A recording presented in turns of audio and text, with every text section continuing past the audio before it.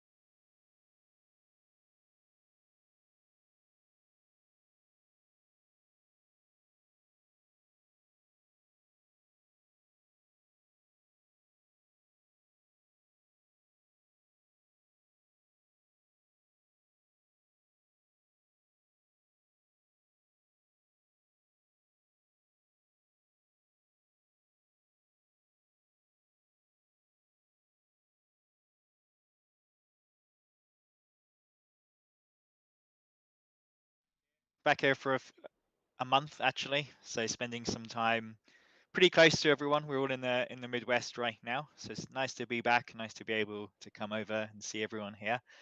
Looking forward to catching up, talking Power Platform with everyone over here. So really nice. Agreed. And Amber, so out of Minnesota, I mean, I guess you're not back in Wisconsin, are you? Nope, I'm in Minneapolis right now. Awesome. Awesome. Yeah, certainly keeping busy. There's no shortage of updates that are happening in the Power Platform, as Steve and Amber had mentioned. What are some of the things, I guess, that are keeping you busy, Amber, in terms of some of the updates? Like, are there any ones that you saw, like, hey, this is really cool? Oh man, the Center of Excellence kit always keeping me busy. Some cool PowerShell stuff that's come out with the ability to quarantine Canvas apps that's keeping me busy. And also just the general value proposition of Power Platform.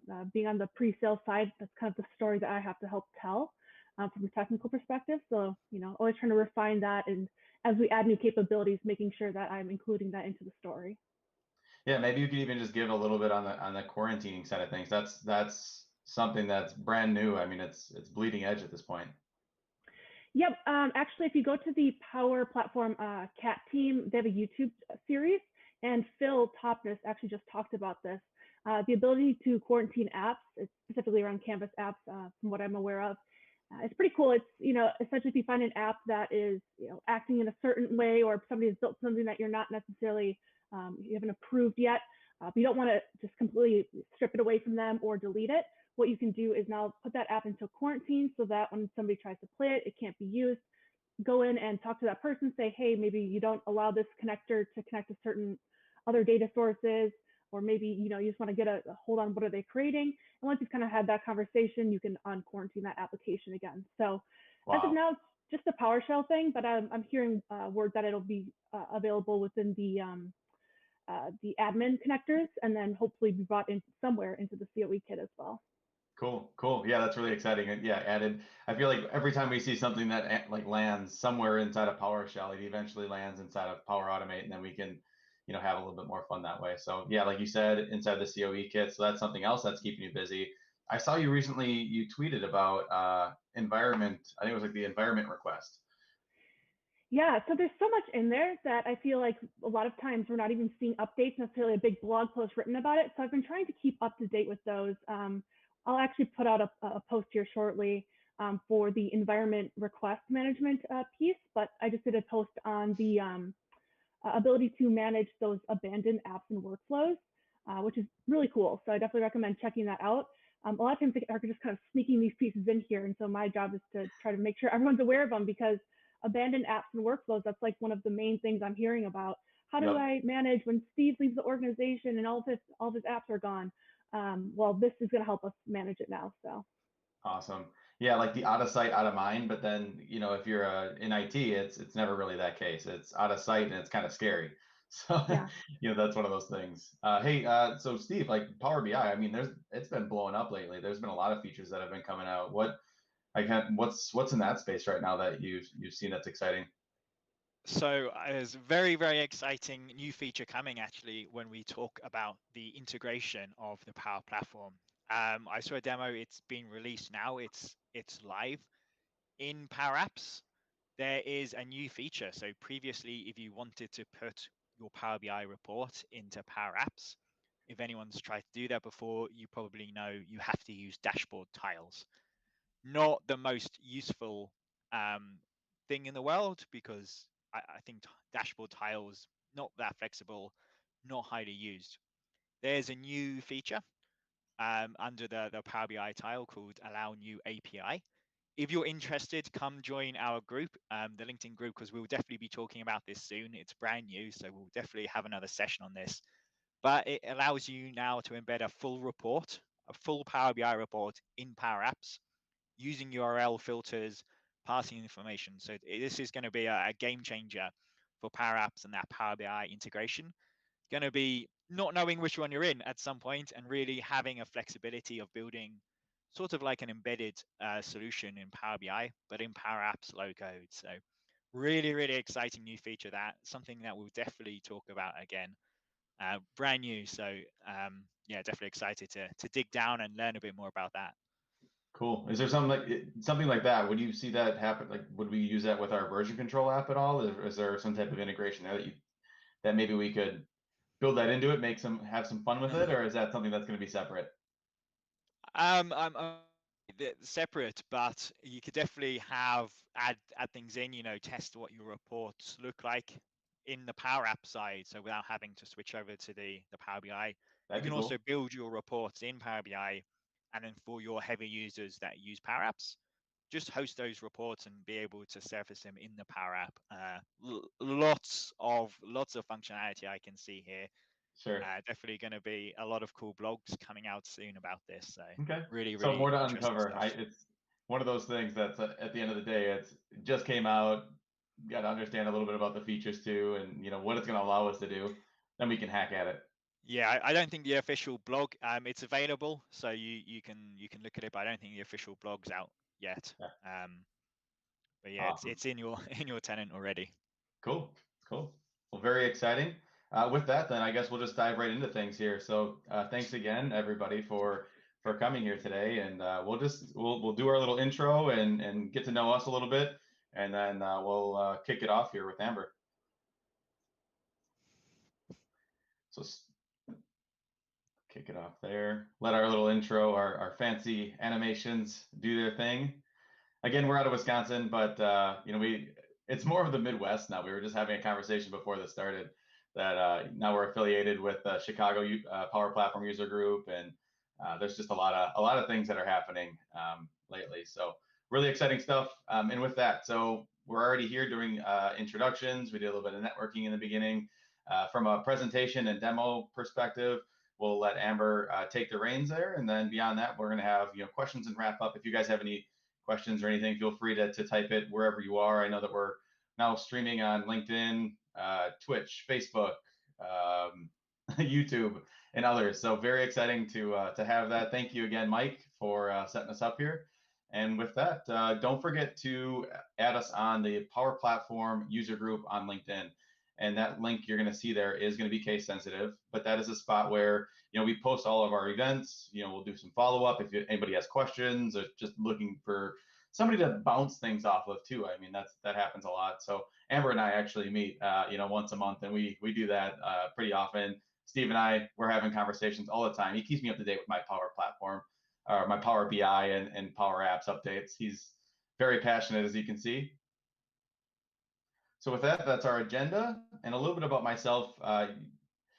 Steve and I have been doing this for some time, and we've had a lot of fun doing it. So glad to be back. I'm also on the SharePoint user group board.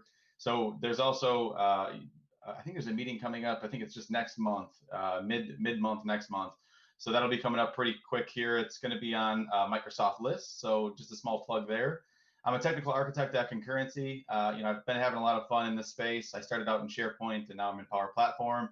So again, just it's one of those productivity tools and beyond. So that's where we bring the actual specialists on, like Amber and such, where we allow them to dive really deep and have these conversations, and really excited. So beyond that, I do like to travel, and I think, and I give this speech every time I'm on here, is that I travel through these user groups, and having somebody like Steve and other folks that are on here, it gives me a space to just have these conversations, and us to kind of collaborate when we can't necessarily travel all the time during this pandemic. So again, follow me on LinkedIn and Twitter, and I also have my own blog there that you can see. So that is about me, and I'll move it on to Steve.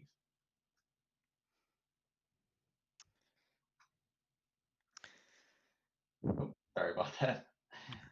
Going back. So Yep. I'm Steve Campbell. So I co-run this group with Anthony. I typically do the Power BI side, and I love talking about the integration, as you can tell, between the Power Platform. Typically, Power BI, Power Apps has been quite separate, but we're seeing more and more ways that they can integrate. So really exciting time, a great time to learn both sides of the platform. So I run the reporting and analytics team for Cognizant Microsoft Business Group here in the UK.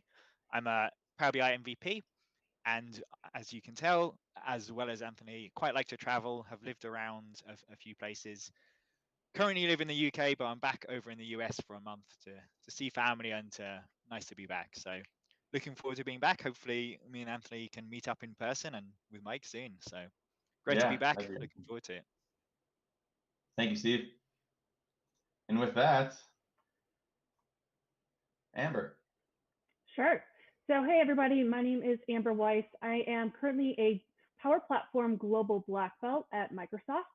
And I actually spent 3 years as a Power Platform customer engineer. So, to give you a little perspective, about 3 years ago when I started at Microsoft, they came up to me and said, "Do you want to be a Exchange engineer, SharePoint engineer, or a Skype engineer?"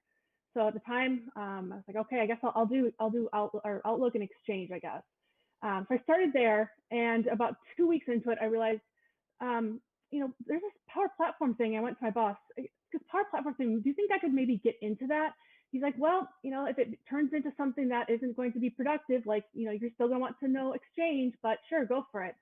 And then as I moved on in the years, and Power Platform obviously grew into what it is today, I got really lucky to work with some really awesome customers across the globe, across industries, from federal universities, large organizations, small organizations.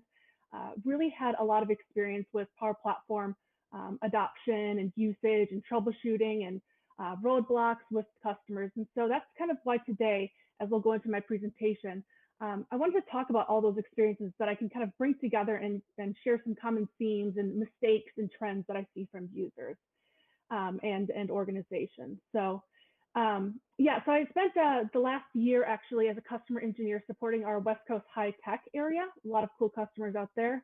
And I'm currently based in Minneapolis, Minnesota. However, I'm originally from the Milwaukee area, so it's kind of how I know Anthony, have a lot of connections still here. And when I'm not at work, I am a dog lover. My dog behind me, hopefully she doesn't bark or anything. I love to read anything from nonfiction to nonfiction is my main niche, but I'll really read any book that comes highly recommended. I've been scuba diving in Belize. That was really fun. I wish I could go more often, to be honest. And I have a lot of plans to kind of become an avid gardener, but I'm not that great at it. So I kill them off every once in a while, but I just try to keep a positive mind and just buy some more. And we are definitely dog friendly and cat friendly. I know that Steve. I know that he has beloved cats. So we are definitely a good family here in terms of accepting those animals, right? Definitely, So, lots of animals in the group. Yeah, Good. yeah. They also host this with us. If they join us, great. If they don't, that's okay. Yeah, Cool. my dog probably knows just as much as I do, just from listening to me on calls all the time. So we'll see. She might have something to say. All right. We'll see if she comes up. Well, with that, then we can jump right into the demo. Thank you again for doing this and being able to just give us just some of your time here today. You mentioned that you're in it mentioned high tech in there. Could you just give us like, an example, or maybe you're going to dive through that here of what high tech means too? It's kind of a vague term. High tech kind of means customers that are, where technology is really the, excuse me, the forefront of what they're doing. So, if you think about the West Coast, you think about the Silicon Valley area, you think about San Francisco, there's a lot of customers out there that we help support. So that was really my last year was focused in that area. But like I said, I've worked with customers all around the U.S. and really around the globe. Awesome. Did you have to travel when you were out there? Were you traveling at all, like, to the West Coast?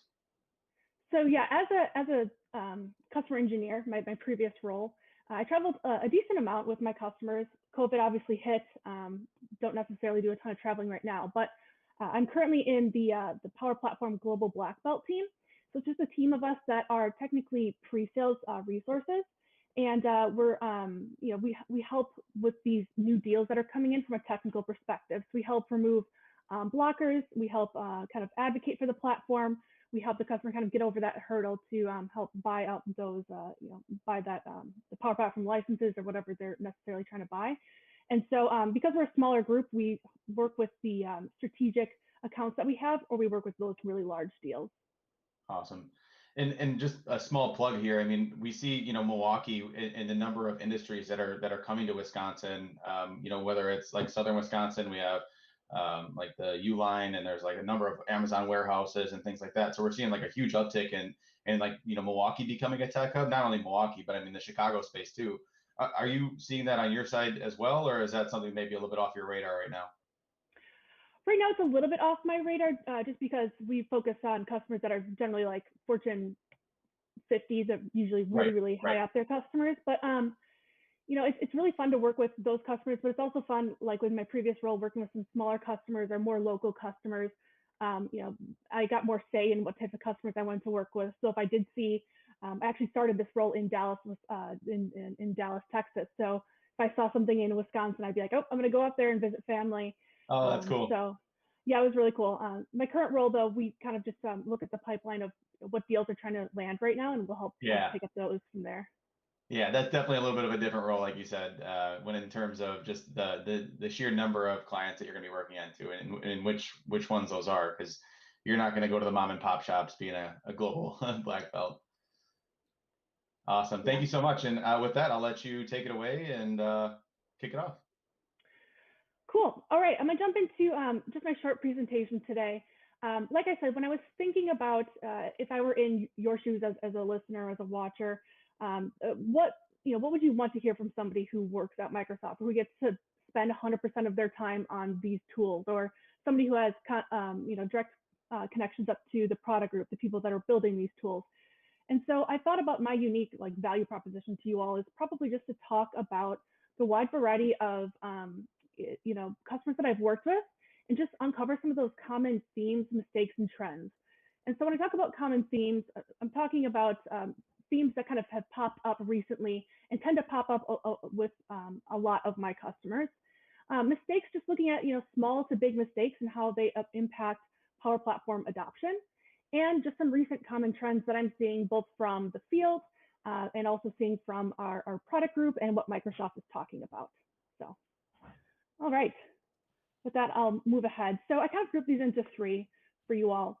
The first one here, theme one, is going to be that large Power Platform adoption is often sparked by these grassroots efforts. And so I just want to give you a couple examples of what I saw in the field. So I had a customer who's in the telecommunications and cloud solutions provider area, and they had a use case where they needed to do some sort of project management for their global HR. They didn't have anything that out of the box seemed to fit their exact needs. And so their HR leader came to us and said, we need help building something. And so we went off and built this, really was a citizen developer with my help, went out and built something that actually fit their fit their needs using the Power Platform. We used Power Apps, Power Automate, Power BI. And once we built that and it started to gain traction and it went into this global HR application, IT really saw the big success that was happening with the Power Platform. and started investing big into the Power Platform. They realized, we need to get governance figured out. We need to have internal knowledge about how to support the Power Platform. We need to be able to be a go-to resource for our citizen developers. And so actually recently, kind of fast forward a couple years, they just purchased a per user license for all of their employees. And so this is a customer that is extremely large. And so for them to make that investment of a per user license, that's essentially meaning, we want to invest everybody to be able to build in the Power Platform and not be restricted by premium connectors or on-prem data gateways or things of that sort. So that was really cool. And really the lesson that we learned there is that people will always find better ways to do something. Kind of my go-to saying is whenever I have a customer who's saying, I'm nervous about adopting the Power Platform. Like, what if people build things that I'm not aware of, or kind of have this shadow IT? I always combat that with the thought of, think about how many Excel spreadsheets live on somebody's local machine that you have no idea, and in a week's time they're going to spill coffee on their machine and it's going to take out their whole computer. Or think about how many access databases exist on somebody's local machine that you have no idea is part of a critical business process. So with the Power Platform, people building their own, answers to problems that they're having isn't new, but with the Power Platform, we can govern it, we can manage it, and we can put those guardrails up to really make sure that people are building in a way that makes sense to us and that we can monitor and, make sure that everything is according to our organization's plan. So, like I said, this is just a great example of, instead of IT being afraid of, oh my gosh, an app was just built that is now becoming really big, they kind of took grasp of that and made it into what it is today at their organization. So just to show you just some quick screenshots, you can tell this was not built by anybody who has extreme user interface experience, but that's kind of like the beauty of the Power Platform. Is it started out like this, and as it gained traction, we had people who are on the user experience team really help brand it with their company logos and their colors, and really make sure that the user's experience was clean and crisp. Kind of a part two of my first theme here is that, like I said, adoption is often sparked by grassroots. But sometimes that that one use case or that spark comes from within IT. So I worked with a healthcare services provider. They're kind of focused mostly on the East Coast, and they were having problems with user provisioning and licensing. So they have nurses, which in that industry is very common for a nurse to go and leave, and then maybe 90 days later come back and rejoin the organization and need a mailbox. But technically they already had a mailbox, so do we give them a new one? How do we license them? It was a very people would come in and leave the organization frequently, and there was no easy way for somebody to provision end-to-end that user. So what we did is we actually used Power Automate is really most of it, with some Dataverse, as well as some Azure functions to reach those on-prem Exchange attributes and whatnot. But we use those tools to create this process that end-to-end would help provision those people, which then grew to be a global provisioning, and then we did the deprovisioning part of it too. So it kept growing in size as we saw more and more success. So we actually processed, it was like 13,000 plus users in year one. Yeah, and IT admin kind of started to recognize the power of the Power Platform. They're like, okay, there's a ton of, kind of going over to lessons learned, there's a ton of things in IT that we can solve with just the Power Platform. Without turning a single user license on, there's a ton of things that we can solve using these tools. So imagine what our end users could do. And so it just goes to show that one great use case can spark this widespread adoption. And that, working with IT kind of helps, they kind of were able to see like what is really possible with these tools. And I think that that's just a great use case of kind of that IT-led adoption. That's awesome. And a couple of things that I appreciate here is that you're using logic apps, which oftentimes kind of gets forgotten about in the Power Platform, although it works so well with it. So that's one of those things that could eventually be added into like that one display of like all the Power Platform icons and such that everybody's familiar with. It's almost like we need like a logic apps icon in there, because it's just it really is, in my mind, it's part of it. It's obviously separate, but a lot of times you're using something like that. And on the same note that you mentioned with the IT admins and such, there is a lot of times what I'll see is we'll go in, we'll create, you know, like you said, like one of those workflows, or we'll kind of go through something like that, and then it turns into you know, some type of scope, not scope creep, but it's the conversation gets twisted then, where we focus only on IT things, and it's like, okay, so how many of these things can we automate? And then we like really dive into that. It's really exciting to see like that get picked up, and then they're just like all in almost immediately. So I think like you're saying though, is starting out with that use case is very powerful. Yeah. All right. So moving on to theme 2. This one is that IT can often be the roadblock of Power Platform adoption. So I had this customer over on the West Coast, a mass media and entertainment kind of conglomerate, and they kind of had this lack of governance and strategy. They looked at the Power Platform back in 2018, 2019, and they just said, for a company our size, this just doesn't meet enterprise standards for governance. And so I had, you know, their head of the Power Platform there said, I love these tools, I love to build on them myself, but they're just not ready for enterprise adoption. So earlier this year, they kind of came back and said, okay, we've heard there's been some updates. We want to see what's out there and what's possible. And so we took a dive into, you know, what's out there in the Center of Excellence toolkit. Obviously using a ton of different tools there to make the toolkit happen, but we just, you know, addressed their different concerns and pointed to, hey, there's a piece of the COE toolkit that does this, or hey, this feature that wasn't there is now actually built in, or this is something that you can customize using these couple tools. And so being able to set up that Center of Excellence kit and then also customize their governance needs from there really helped, you know, create this renewed faith within the Power Platform for them, which you know, was huge for the company and also for the Microsoft account team. And so the lesson learned there is that IT really needs to understand the value proposition of the Power Platform. You know, what makes it unique? Why is it? Why should you offer it within your organization? When should it be used within your organization? And also, a governance strategy needs to be agreed upon. It's not going to be like 2 or 3 people in a room saying, "Yeah, I think this is how we should do it." You're going to need to get, like, for data loss prevention policies, you're going to need to get your, you know, your security team involved. For other aspects, you'll probably need to get the user experience team and branding team involved. So a general strategy needs to kind of be agreed upon from multiple different people. And then Power Platform can't be an orphaned or an abandoned platform. We need somebody to own it. And early on in my you know, Power Platform journey, I noticed a lot of people were saying, well, we'll just stick it under the SharePoint team. It was never like, oh, we have a Power Platform team. It was becoming the burden of a SharePoint team that was already overloaded, or dare I say, an Office 365 general team that was already overloaded. They couldn't take on the Power Platform. They're still trying to get their email, you know, off of servers and into the cloud. And so Power Platform can't just be this tool that goes unmanaged. So we need to make sure that we have a team that is, you know, dedicated to owning it and also excited about owning the Power Platform, because it is a unique tool. It takes unique governance to really make it work. And the third theme here is that pro developers are critical to the Power Platform story.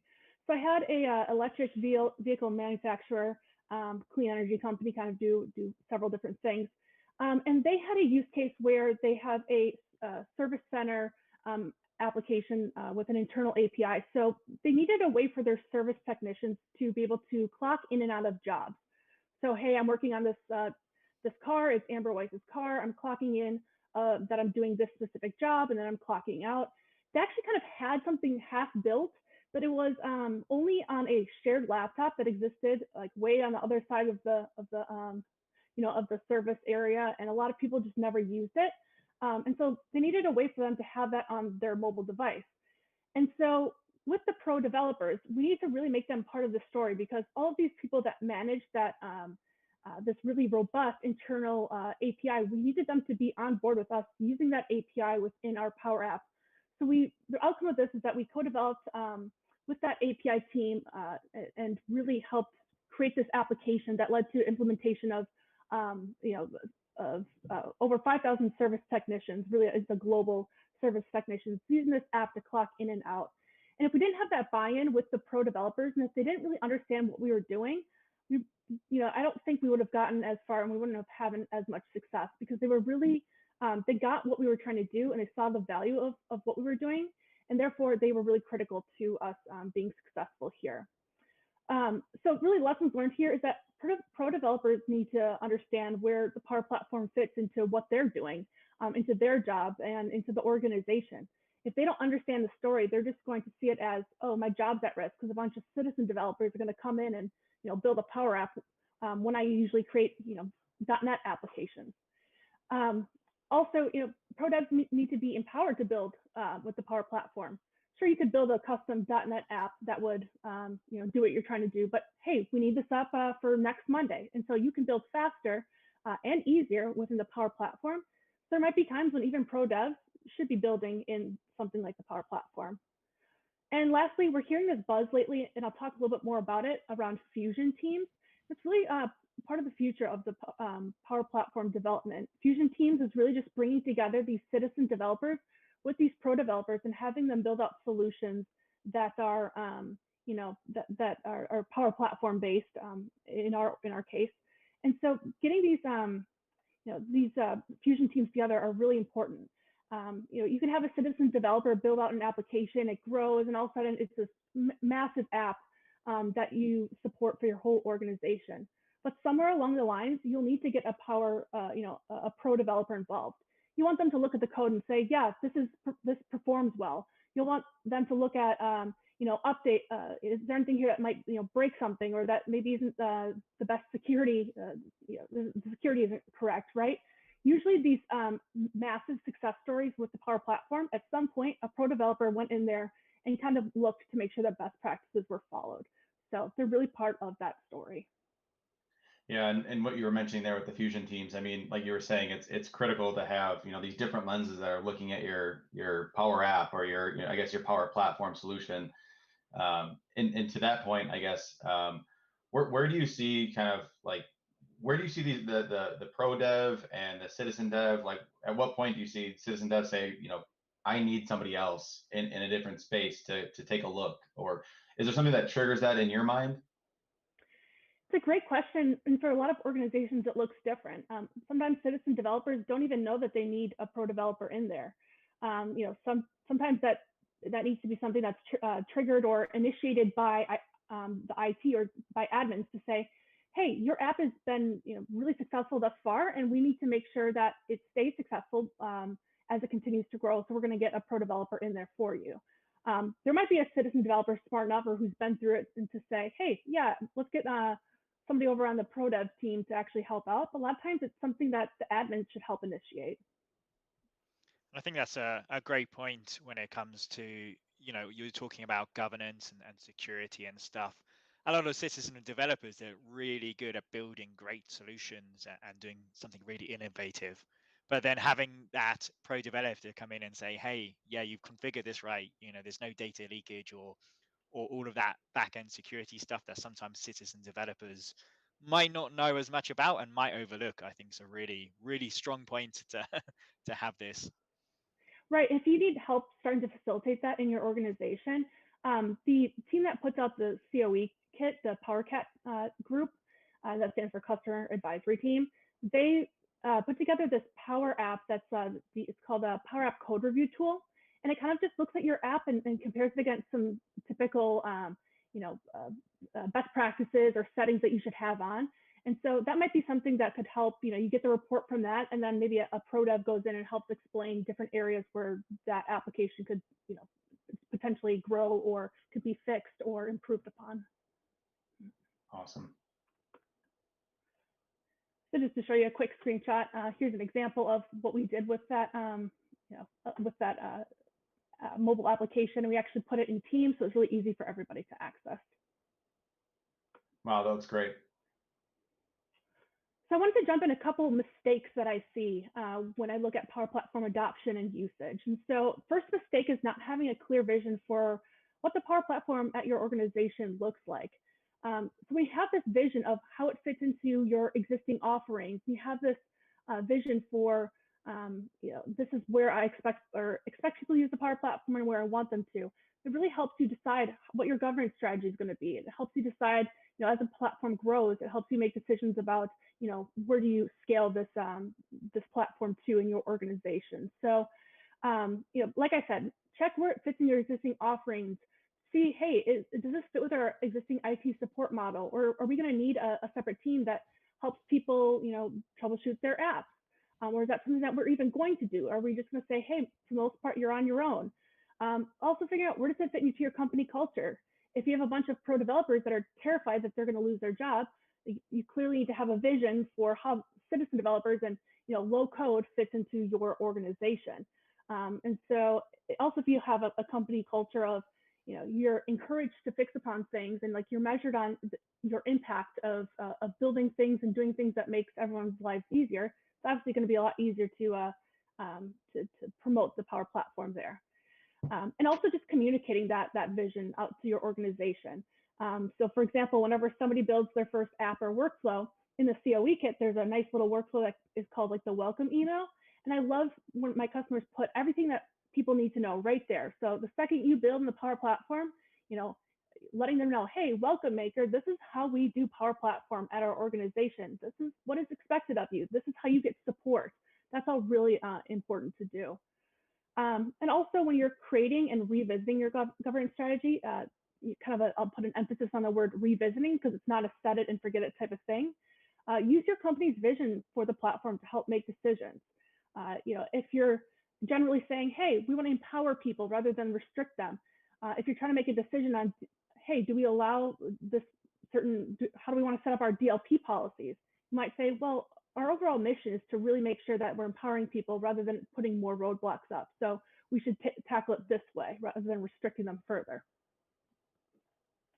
Wow, I feel like we could even spend a full session just on this slide alone. That's incredible. Definitely.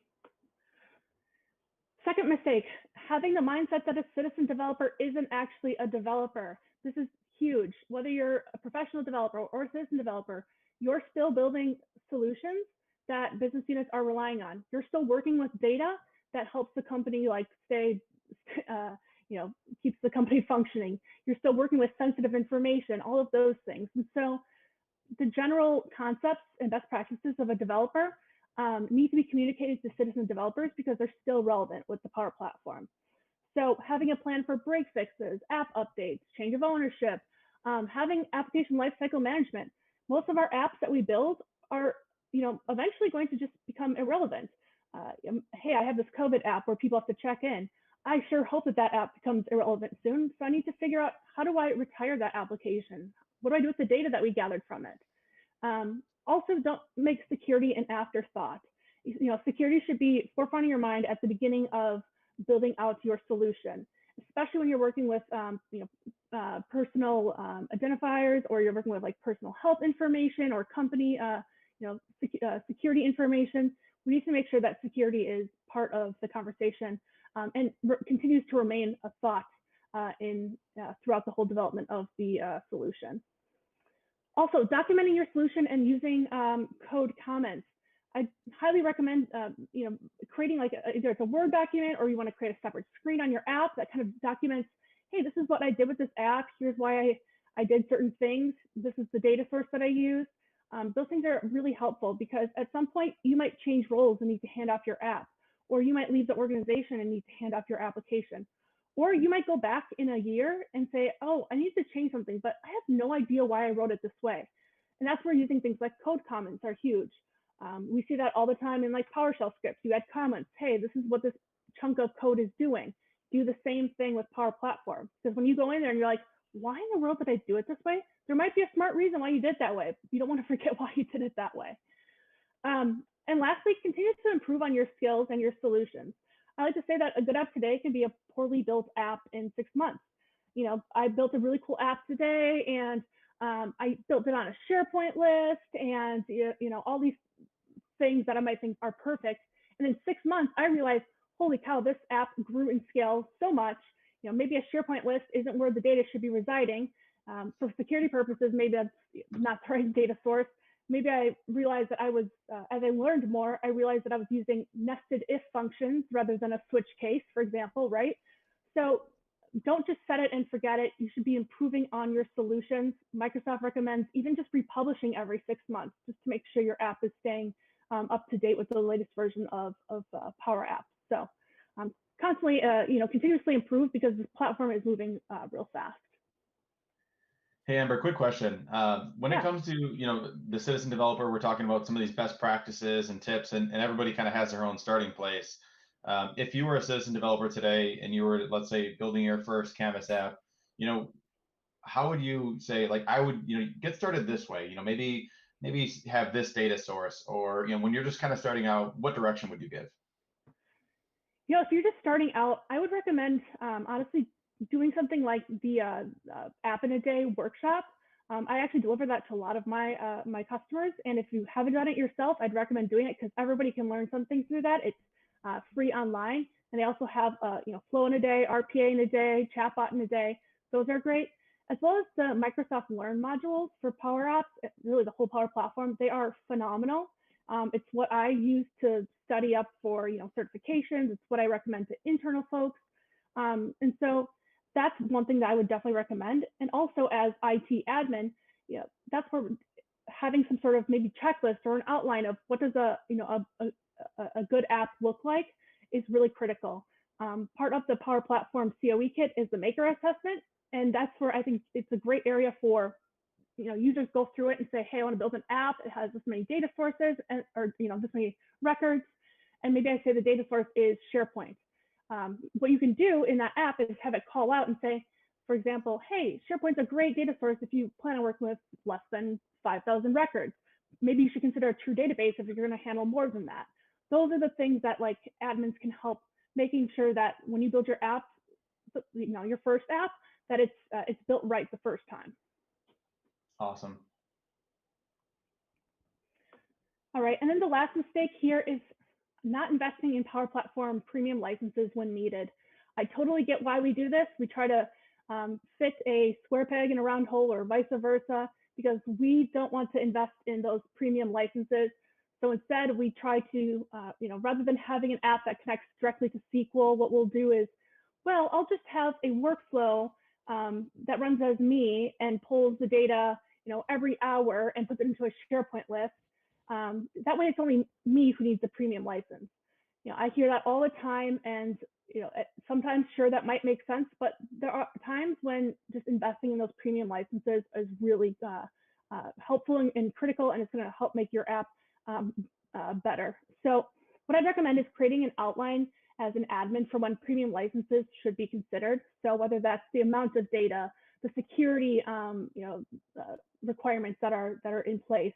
So if you need really, really tight security, like row level security, field level security, you should be looking at something like Dataverse instead of a SharePoint list or an Excel sheet. Also, determine how business units request, obtain, and maybe even pay for these premium licenses. So people might, let's say they spin up one of these premium trials. They need to know, hey, how do I pay for this? How do I get an official license? How do I, how do I even, in general, how do you request it? So creating like maybe an app where people can request premium licenses would be really helpful. And then also analyze any existing solutions that could benefit from an upgrade. So again, like something that exists on a SharePoint list that really should be in Dataverse, because you don't want to, because of the sheer amount of data or the security that's required. What you don't want is to try to go live with something and it's not built right, and so it fails miserably. I've seen that with a lot of COVID solutions recently. People trying to create real fast, and they create them on a SharePoint list. They go live, and SharePoint just can't handle the amount of records that it's getting coming in. When you have an organization, everyone's trying to sign up. Let's say for a COVID vaccine, you have 120,000 employees. Well, your app's not going to be able to keep up with that, and really SharePoint's not going to be able to keep up with that. So something like Dataverse should be considered there. And if you don't know if a premium license is required, we do those developer plans, which is really just a separate environment where you get to build in as a developer and have access to these different premium use cases or sources. And so you can decide, hey, I think this one is going to be worth the investment. All right, I'm going to quickly jump here into the trends. So these are just 3 trends that I'm seeing pop up within our product group, within the community, with our customers. First one here is around application lifecycle management. It's been a large focus recently for the product group. I just met with some of the folks who manage this, and I would expect to see more application lifecycle management concepts coming into play, these next couple months or so. When you're exploring application lifecycle management, ask yourself, how does this look like for our other systems? How do we do ALM for our other existing systems? How would it look similar for the Power Platform, and how might it look different? Also explore, do we want to use Azure DevOps for ALM, or do we want to use GitHub? If you look at within the Center of Excellence kit, we have that ALM accelerator for makers and also the advanced makers as well. One of them uses Azure DevOps, the other one uses GitHub. You might want to decide which one makes more sense for our organization. So overall, this is something that I'm seeing become really popular for the product group, and also kind of our more cutting edge customers are really starting to focus on application lifecycle management. Like I mentioned, Fusion teams, they're really becoming a big thing that our product group is investing in.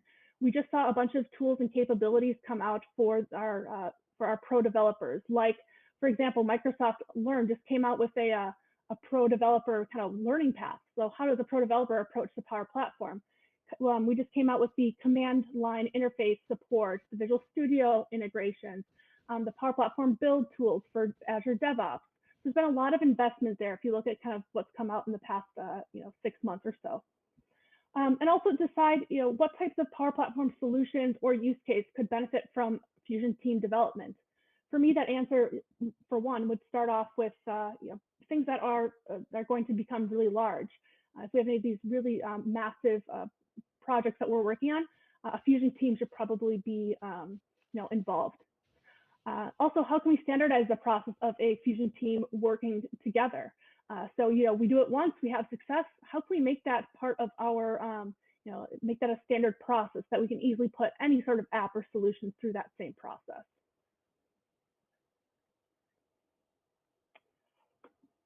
All right, and the last trend is Dataverse for Teams. Dataverse for Teams is really, it's Dataverse brought into Teams and therefore into the Teams licenses, which makes it extremely appealing to a lot of our customers, especially those that maybe don't have those licenses that can reach out and use Dataverse, just out of the box or standalone. So these Dataverse for Teams capabilities provide that relational data storage, different types of data, enterprise-grade governance, simple solution deployment, all within Microsoft Teams. And so what I'd recommend doing here is explore some of those Microsoft Teams sample apps. So I have a screenshot here of the employee ideas. There's also inspections, there's Profile Plus, there's, gosh, probably 30 of them out there right now. We started with just 3. I remember that like it was yesterday, and now, yeah, like it's exploded in that space.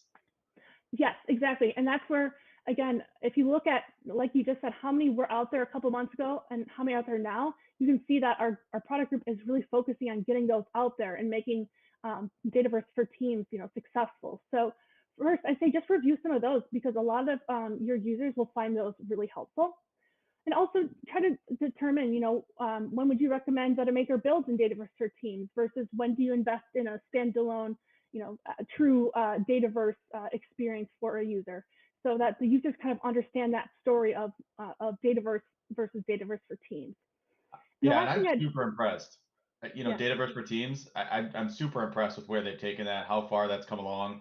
I mean, it was announced at the beginning of this year pretty much, and I feel like it's been around already for so long. They really, I mean, the way that they tacked on, just to what Dataverse was already, where it's already been, and kind of used its history and really just, drove that forward.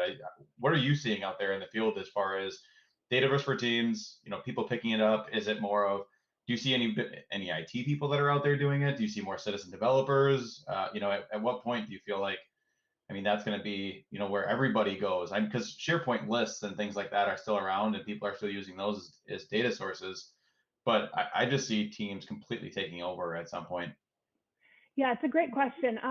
Right now, what I'm seeing from a lot of customers is still the majority of what's being built in Dataverse for Teams are those Teams sample apps. So when you look at their reporting, what exists in these Dataverse for Teams environments, you'll see 60 apps that are all called milestones. Yeah. So that's that's the easy in for us, is to get people excited about that, and then say, hey, oh, you can also build custom out of here. And so that's where I see, like you said, the future of rather than building off of a SharePoint list. Okay, well, I don't want to move it to a database because that's going to cost me premium licenses. To me, the next step is look at Dataverse for Teams. If you can stay within that 2 gigabyte limit of the environment, to me, that's the most logical step to go.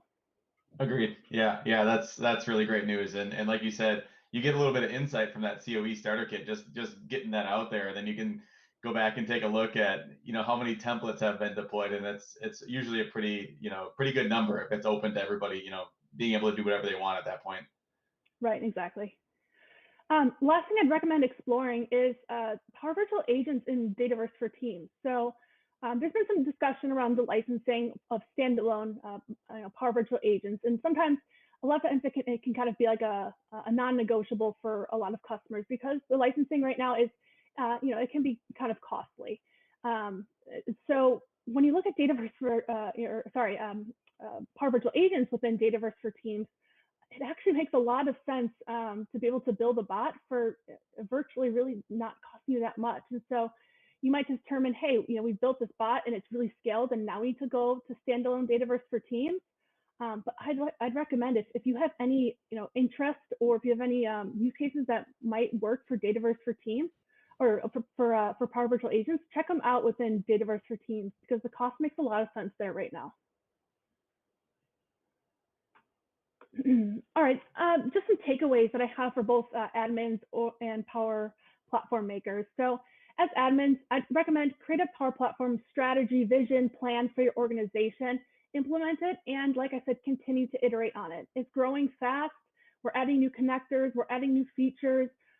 So make sure that you're staying relevant in those spaces, and that your governance strategy continues to stay updated with the new changes that are coming. If you haven't already, and if you're an admin, set up the Center of Excellence kit to customize your Power Platform governance. You'll be surprised of how much governance customization you get out of the Center of Excellence kit. All of my customers have been raving about the COE kit for the past couple of months. It's really been a big focus for what we're doing here. And also support your citizen developers and remove blockers for them. Don't add more. Like I said, if citizen developers, we want to make them successful. We don't want to add more blockers in their way just because we're IT and we have some traditional way of thinking about how things should be deployed or built within our organization.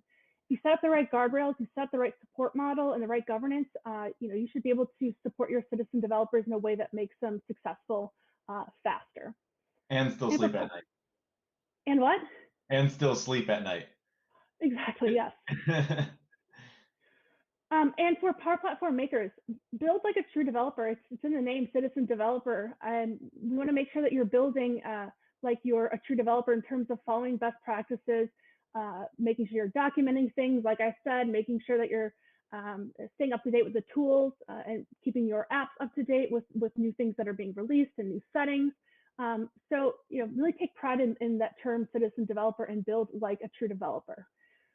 I'd also recommend invest time to stay up to date on new Power Platform features and updates. If you're serious about the Power Platform, which I would assume most of you are if you're watching this, this is moving so fast, and I, like somebody who gets to spend 100% of my day in this platform, I still can't keep up, which makes it the most fun platform, but it can also make it challenging sometimes.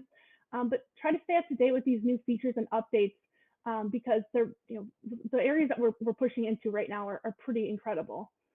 And lastly, if you're not, get on Power Platform Twitter. It's one of the best decisions I've ever made. You'll be the first to hear about these product updates. You'll be, if you post about what you're building, you could ask questions.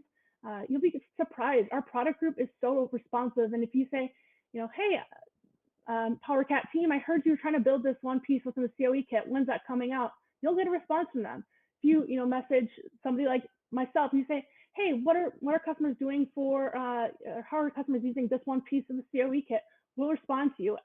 There's a really good community out there that helps support each other. If you're not on that Power Platform Twitter, you should get on it as soon as possible. So, I can attest to this as well. Yes, just asking questions and saying, "Hey, I have a question here or there," and then getting a response back. It's pretty awesome. I mean, everybody's pretty down to earth and willing to help out. So that's an awesome plug. And I would say on top of that, one extra thing would be to go out there and follow Amber. She's always retweeting awesome things. She stays on top of it, and she has a good time doing it. So certainly do that. Cool. Well, that's really all I have for in terms of presentation today. So, Anthony, I'll turn it back over to you to kind of lead us into the next part. Okay.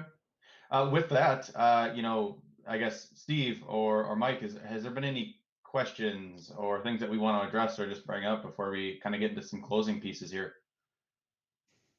Yeah, I mean, I think there's been a lot of people agreeing with what Amber's saying here. There's a couple requesting links, so we can definitely send those in the chat there as well. That was amazing presentation here. I definitely see this as user enablement, and that's something I think doing this sort of stuff, this governance piece, really lets you use Power Platform to its full capabilities. And I think even coming from citizen developers, or if you are just a temporary user of Power Platform, or if you're a developer as well, this is important stuff to know. This is stuff you need to be repeating across the company, because when the company can put in this stuff, when they have a good platform and good governance, it really lets you as a developer as well make some cool apps and share those apps with everyone. So it's something for everyone. Everyone needs to be on board with this, and this was really, really amazing. Thank you. So I'd like to echo some comments here as well. So Amber, thank you very much for presenting everything. I'm the guy behind the scenes doing all the production of the video and stuff like that. Excellent session. Super thrilled about the content here. And I want to echo a lot of what Amber is saying is the same kind of conversation I'm hearing on the Power BI side. So I'm heavily Power BI. That's the world I came from. From a Power Platform standpoint, the Power BI ecosystem kind of got started first, and some of the other Power Platform objects are catching up to like the volume, the scale, the usage that Power BI is doing. And so it's very comforting to hear across all Power Platforms, like this is where we are entering an era where there is a new part of the business that needs to be introduced to manage what is the Power BI, what is the Power Apps, what is the Power Automate, because I think there's so much great investment that Microsoft is doing.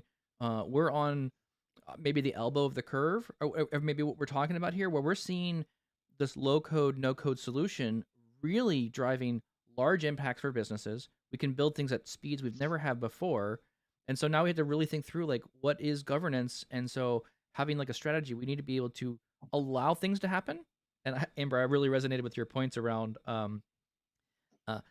don't block people, but figure out how to mature them, right? So there's going to be a whole bunch of what we'll call quote unquote shadow IT, and that's the world I came from. I was the shadow IT, building way too many things in Excel, but they're all in Excel on my file on my local machine, and I use that same argument around, well, you already have people doing this, so why not give them a platform where you can at least track what they're doing?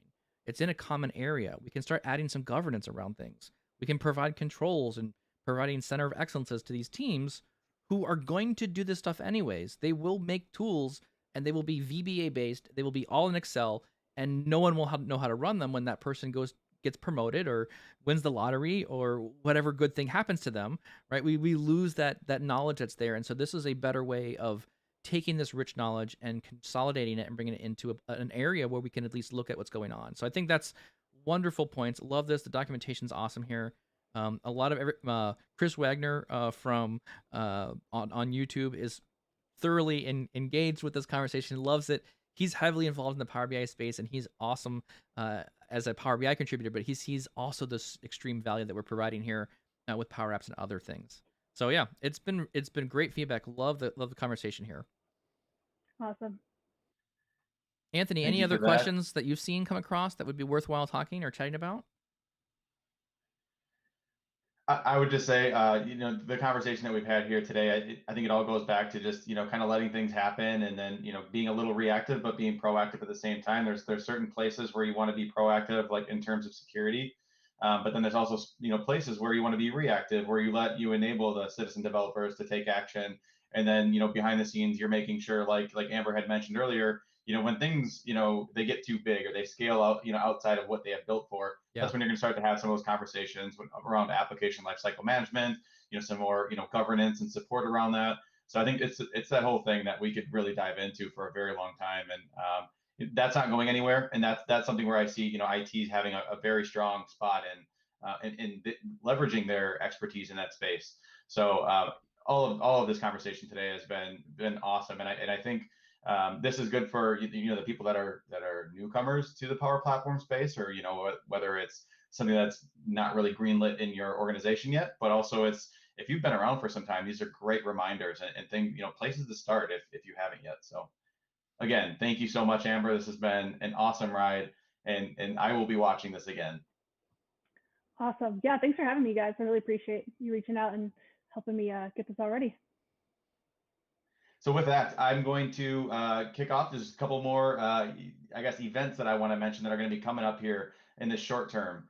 So we set out our Power BI version control app. So Steve and I had worked really, really hard on getting version 2.0 out, and that's finally released out in the wild. So you'll be seeing some videos come through with that in short order.